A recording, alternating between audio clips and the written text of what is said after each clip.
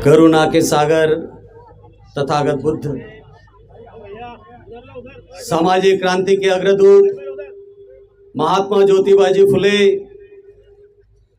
आरक्षण के जनक छत्रपति शाहूजी महाराज, छत्रपति शिवाजी महाराज, पेरियार रामास्वामी नायकर, शहीद बिरसा मुंडा, साहित्य सम्राट अन्ना भाऊ साठे, 21वीं सदी के महानायक मान्यवर कांशीराम साहब, और जिन्होंने इस भारत भूमि को विशाल ऐसा संविधान देकर आपकी हमारी समस्त बहुजन समाज की गुलामी की जंजीरों को तोड़ने का काम किया, ऐसे विश्व रत्न भारत रत्न डॉक्टर बाबा साहब अम्बेडकर, इन सभी महामानवों को अपना अभिवादन पेश करता हूं। इस देश के सबसे बड़े सूबे उत्तर प्रदेश की एक बार नहीं तो 4-4 बार मुख्यमंत्री रही परम आदरणीय बहन कुमारी मायावती जी को अपना आदर्श नेता मानते हुए उनके बताए हुए रास्ते पर चलने का दृढ़ संकल्प करता हूं। आज बहुजन नायक मान्यवर कांशीराम साहब इनके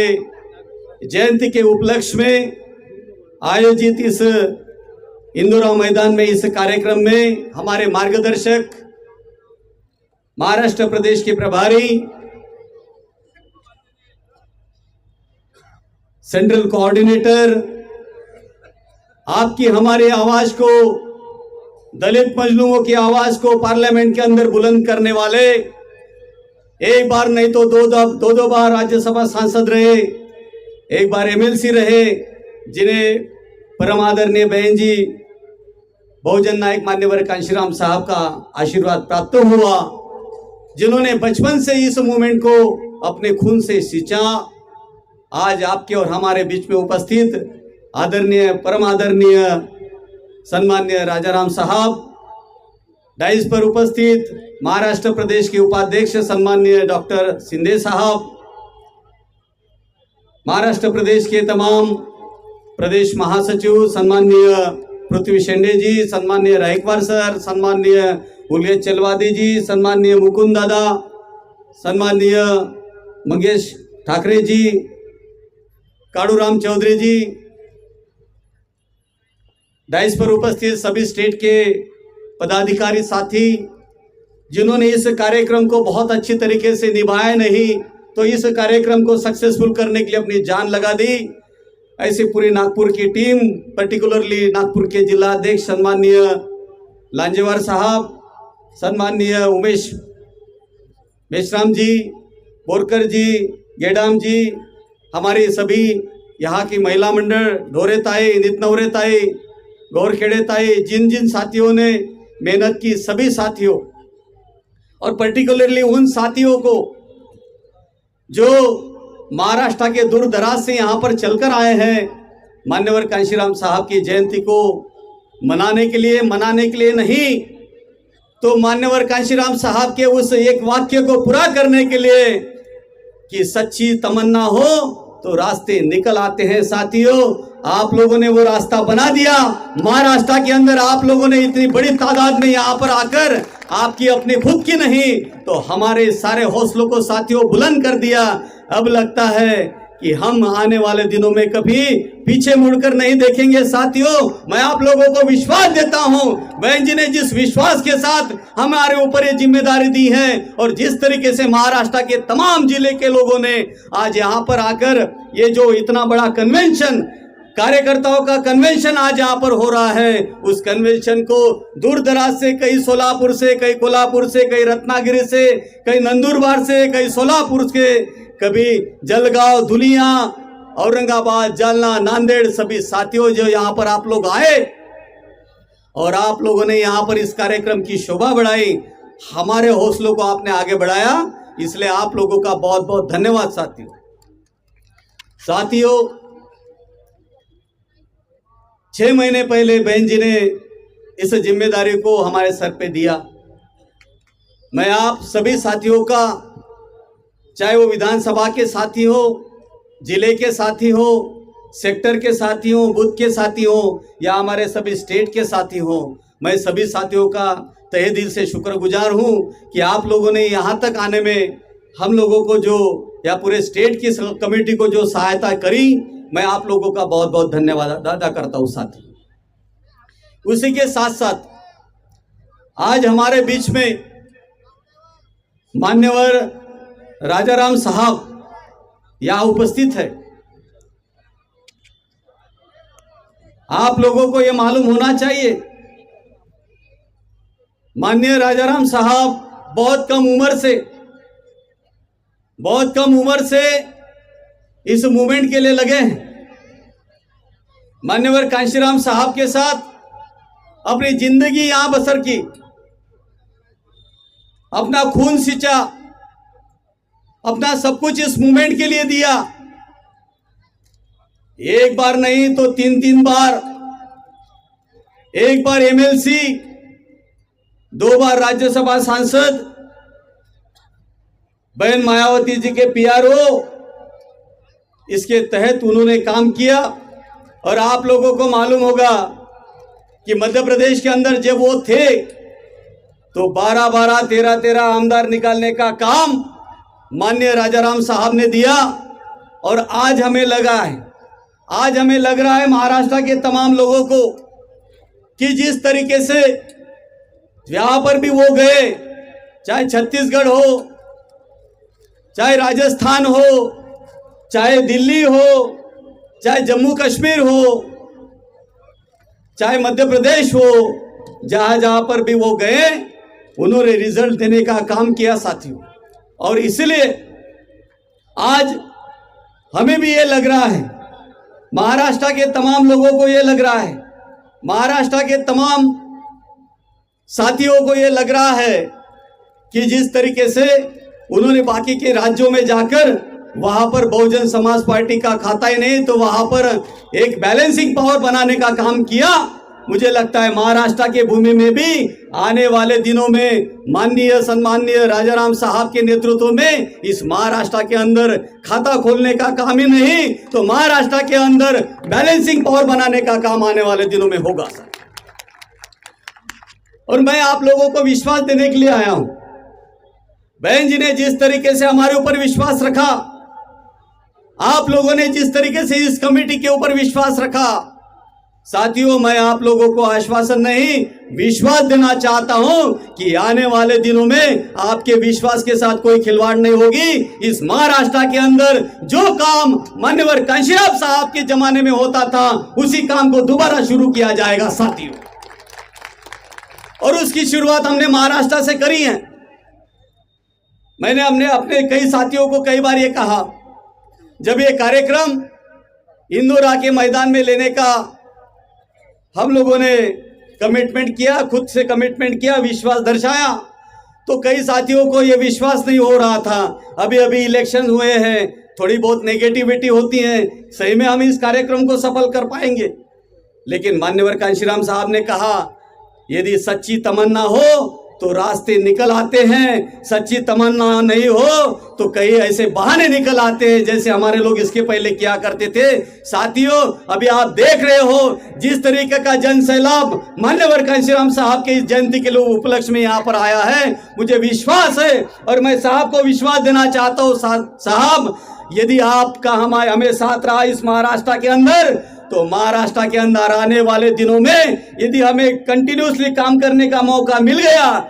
तो बहन जी जिस तरीके से संगठन चाहती हैं, सेक्टर बूथ का संगठन चाहती है, फर्जी नहीं, कागज के ऊपर नहीं, असलियत में संगठन बनाकर आपको इस महाराष्ट्र के भूमि में हम आने वाले दिनों में बैलेंसिंग पावर बना के जरूर दिखाएंगे साथियों। इतना ही नहीं, मान्यवर कांशीराम साहब हमेशा कहते थे कि पॉलिटिकल फ्रूट्स तब तक आपको नहीं मिल सकते जब तक यहां पर नॉन पॉलिटिकल रूट स्ट्रांग ना हो। मैं आप लोगों को विश्वास देना चाहता हूं साथियों, जब थोड़ा सा नॉन पॉलिटिकल रूट यहां स्ट्रांग होने लगा तो आप देख रहे हो कि मंजर कैसा है। आने वाले दिनों में मान्यवर कांशीराम साहब की उसी चीज को लेकर जब हम यहां से गढ़चिरौली से लेकर तो कोल्हापुर तक जब हम साइकिल मार्च करेंगे तो आप देखोगे कि मंजर इस महाराष्ट्र का कैसा होगा साथियों आने वाले दिनों में। क्योंकि हम उसी तर्ज पर काम करना चाहते हैं जिस तरह पर मान्यवर कांशीराम साहब काम करते थे। और ऐसे स्थिति में चलते हुए कई लोग हमसे नाराज भी होंगे, नाराज होना स्वाभाविक है, क्योंकि मैं आप लोगों को बताना चाहता हूं कि मान्यवर कांशीराम साहब को जो अभिप्रेत था उसी मूवमेंट को दोबारा इस महाराष्ट्र के अंदर प्रस्तावित किया जाएगा साथियों। और ये करते करते कई लोग हमसे नाराज भी होने वाले हैं, मुझे मालूम है, क्योंकि कई निर्णय, कई डिसीजन ऐसे होंगे कि जो उनके लिए अच्छे नहीं होंगे। क्योंकि हम चाहते हैं जिस तरीके का मंजर ये 10 सालों में यहाँ हुआ, दोबारा हम ऐसा नहीं होने देंगे साथियों। बहन जी ने बड़े विश्वास के साथ इस महाराष्ट्र की भूमि में हमें भेजा है और हमारी टीम को लगाया है। मैं आपको विश्वास देना चाहता हूं, ये जो सभा है, ये जो रैली है, ये विश्वास बनाओ रैली है साथियों। आपको अपने अंदर ये विश्वास निर्माण करना होगा। आने वाले दिनों में इस महाराष्ट्र की भूमि के अंदर मान्यवर कांशीराम साहब की उसी बात को कि हो शकत है, हो शकत है। मान्यवर कांशीराम साहब ने नारा दिया था कि महाराष्ट्र की भूमि में भी हो सकता है,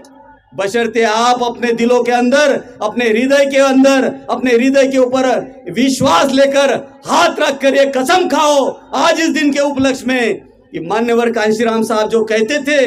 अब उनके जीते जी तो हम लोगों ने नहीं होने दिया साथियों, लेकिन उनका सच्चा सिपाही, उनका सच्चा शिष्य जिनको मान्यवर कांशीराम साहब ने तैयार किया, आज वो हमारे बीच में है, इस महाराष्ट्र के बीच में है। और हम चाहते हैं कि जो बात मान्यवर कांशीराम साहब के जीते जी हम लोग नहीं कर पाए, उनके मरण उपरांत, उनके परिनिर्वाण के बाद उनके शिष्य के साथ मिलकर, माननीय राजाराम साहब के साथ मिलकर उसी बात को कि हो सकता है इस महाराष्ट्र के अंदर भी ये हो सकता है कि हम अपना बैलेंसिंग पावर बनाएं, अपना संगठन मजबूत करें। यदि हमने अपना संगठन मजबूत कर लिया तो मैं आपको विश्वास दिलाता हूं साथियों, वो दिन दूर नहीं। जैसे उत्तर प्रदेश के अंदर हमने अपनी सरकार बनाई, पहले तो बैलेंसिंग पावर बने, बाद में इस महाराष्ट्र, इस उत्तर प्रदेश के अंदर एक बार नहीं तो 4-4 बार अपनी सरकार बनाए। यदि आप अपने हृदय के अंदर ये बात को जगा लो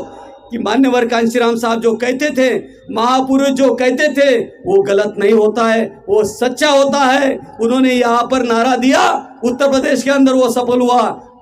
हमारे मध्य प्रदेश के अंदर सफल हुआ, छत्तीसगढ़ के अंदर सफल हुआ, कर्नाटका के अंदर सफल हुआ, तेलंगाना के अंदर सफल हुआ, जम्मू कश्मीर में भी सफल हुआ, राजस्थान में भी सफल हुआ साथियों। तो क्या महाराष्ट्र के अंदर नहीं हो सकता है? बशर्ते ये बात हमारे अंदर हमें डालनी होगी कि नहीं, हम यहाँ पर भी कर सकते हैं। यदि ये बात को आपने अपने जिलों के अंदर डाल दिया साथियों, तो इस महाराष्ट्र के भूमि के अंदर भी हम वो सारा परिवर्तन कर सकते हैं। सवाल यह है कि हमें अपने ऊपर विश्वास कितना है। हमारे लोगों को अपने ऊपर विश्वास नहीं होता है, और पर्टिकुलरली वो लोग जो अपने आप को पढ़े लिखे समझते हैं, जो दूसरों की तरफ उंगलियां उठाना जानते हैं, जो इस महाराष्ट्र के पढ़े लिखे लोग हैं, वो सबसे ज्यादा कंफ्यूज है साथी। उनको तो बिल्कुल विश्वास नहीं होता कि यहाँ कुछ हो सकता है। मैं मानता हूं कि कुछ गलतियां होती हैं, कुछ कमियां हो सकती है, लेकिन हम कमियों को देखने के बजाय यदि हम लोगों ने क्या अच्छे पॉइंट्स है, क्या अच्छे गुण है, ये यदि हम लोगों ने देखे और उसके ऊपर यदि हम लोगों ने काम किया, तो इस महाराष्ट्र के भूमि के अंदर भी बहुजन मूवमेंट सफल हो सकता है। लेकिन नहीं, हमारे लोग बहुत ज्यादा कंफ्यूज होते हैं। हमारे लोग कंफ्यूज होके अपनी ताकत को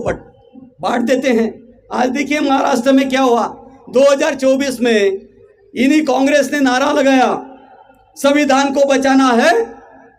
तो दगडापेक्षा विटमाऊ। और सबसे ज्यादा हमारे बुद्धिजीवी लोग कांग्रेस के इस गलत तरीके के बयान में आ गए। उन्होंने जिस कांग्रेस को हमारे लोगों ने खत्म कर दिया था, जिस कांग्रेस को हमने नेस्तनाबूद कर दिया था, उस कांग्रेस को दोबारा जीवित करने का काम किया। और आप हश्र देख रहे हो, लोकसभा का इलेक्शन हुआ, पार्लियामेंट बनी, जो विपक्ष में भी नहीं बैठते थे उनके 99 चुनकर आ गए। और सुप्रीम कोर्ट का निर्णय आता है SC ST के रिजर्वेशन का रिक्लासिफिकेशन किया जाए। कोई माई का लाल नहीं चिल्लाया। धन्य है परम आदरणीय बहन मायावती जी, जिन्होंने सबसे पहले स्टेटमेंट दिया, पीसी लिया, कहा क्या है कांग्रेस के लोगों, आपने संविधान को बचाने के लिए बहुजनों का वोट लिया है तो पार्लियामेंट के अंदर अभी अध्यादेश लाओ और SC/ST का जो रिजर्वेशन है उसके खिलाफ विधेयक लाके उसको अनुसूची में डालो। नहीं किया, नहीं हुआ। लेकिन हमारे लोग जिन्होंने कांग्रेस को वोट किया, जो बुद्धिजीवी लोग हैं, क्या उन्होंने प्रश्न नहीं करना चाहिए था वो कांग्रेस को कि भाई आपने तो हमारे वोट लिए, लेकिन जब रिजर्वेशन की पॉलिसी हमारे खिलाफ बन रही है तब आप एक शब्द भी नहीं निकाल रहे। साथियों, इनके करने में और कथनी में बहुत फर्क होता है और इसलिए बहन जी कहती है कि आप हमारे ऊपर विश्वास रखो। इस देश की तीसरी सबसे बड़ी राष्ट्रीय पार्टी है और इन महापुरुषों की सबसे बड़ी इस देश की 1 नंबर की पार्टी है। साथियों, अपने वोटों को बांटो मत, अपने घर की दीवारों को एक करो, अपने परिवार को एक करो, अपने समाज को एक करो और इस देश की सबसे बड़ी राष्ट्रीय पार्टी है उसके पीछे भी आप खड़े रह गए। मैं आपको बता रहा हूं साथियों, मनीवादियों का इस देश के अंदर चलने वाला नहीं है और इसलिए